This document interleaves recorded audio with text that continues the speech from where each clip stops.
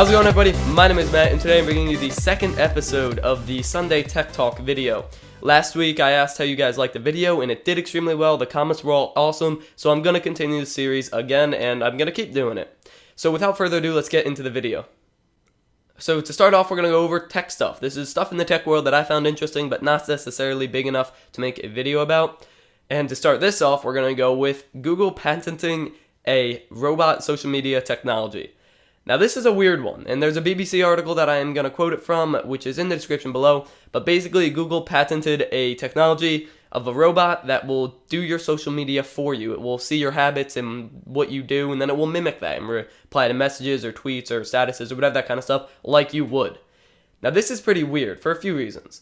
The biggest thing to me is that this doesn't seem like something Google would do. Google is usually a bleeding edge, like real applicable and makes sense technology that would help people in their everyday lives.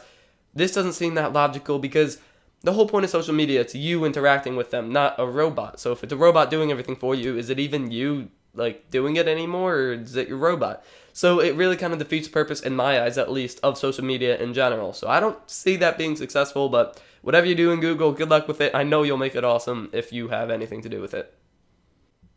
Moving on to the release of the Xbox One. That happened this week. You've probably seen one of the thousands of the videos of unboxings and reviews on YouTube right now, and I actually have a few comments about it. I don't have one personally, but from the reviews and unboxings, I have gathered a few comments.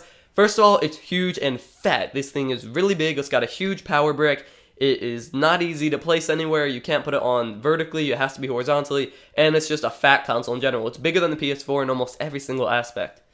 Second of all, it's not a great gaming console. I know, what? It's supposed to be?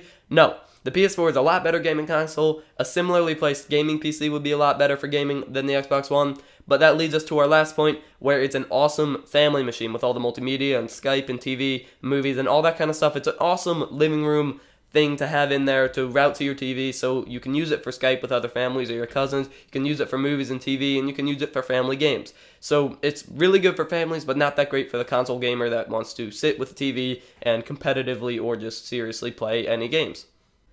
Moving on to one of my favorite parts of this episode is Black Friday deals. I know it's not Black Friday, that's like 6 days away, but deals are here already. If you go to reddit.com/r/buildapc sales, I'll link it in the description.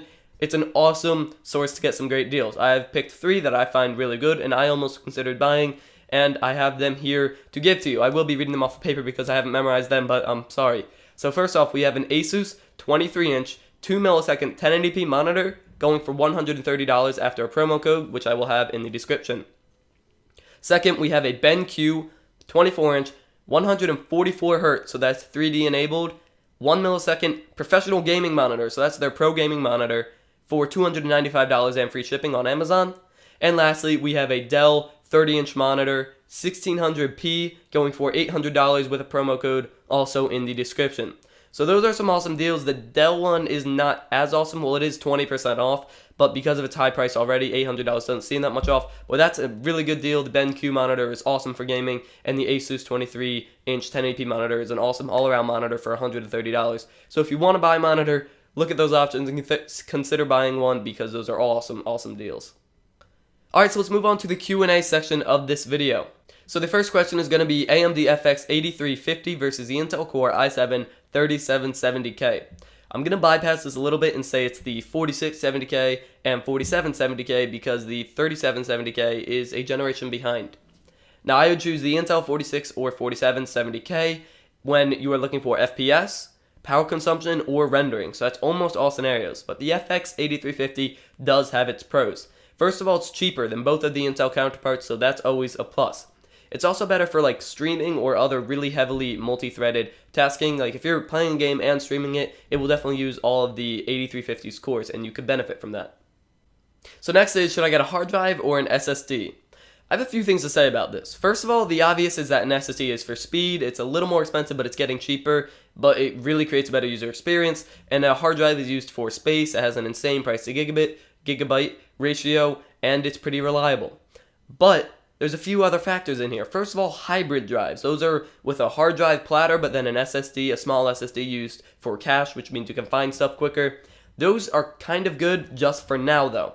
They offer a decent price point at like $140 for a terabyte, I think, and They offer improved speeds from a hard drive, not as good as an SSD, but a good combination that are good now but won't be good for a while. And they won't be good for a while because SSDs are coming to an age where PCs will only have SSDs. And I can't wait for that because they're so much better. And I have one, and I had to get a hard drive because I needed more space for videos and games and whatnot. And I wish I could have all of an SSD because it's quieter, faster, cooler, and better in every way.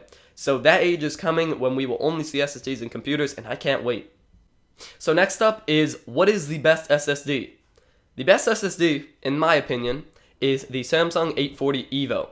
Now this SSD is best because of its price to performance ratio. It's not the absolute fastest, but it's definitely not the most expensive. It's pretty cheap actually. So what we're looking at is, for the 120 gigabyte model, is 540 megabytes per second read and 410 megabytes per second write. That alone is incredible. But when you get higher to higher gigabyte models, you get up to a 540 megabytes per second read again, but then a 520 megabytes per second write. Now the write speed doesn't matter that much. What you notice with an SSD with programs opening and stuff is the read speed. So any model of the EVO series will be absolutely incredible, and I actually want to pick one up and put it in my PC and maybe run Macintosh on it or something. Alright, so let's move on to the upcoming videos section of this episode. Yeah, I know. I'm sorry I didn't get the Blue Yeti video out. I have one here and I have one here. I've been working really hard on it. I had a whole video planned and ready to do, and I was like, this isn't the best I can make it, so I deleted it all, started from scratch. I'm still kind of working through a few things. I've gotten most of the shots. It'll be coming this week because I am going to be on Thanksgiving break, so expect videos almost every other day, which is going to be fantastic because I'm excited that I can make more videos and give them to you guys.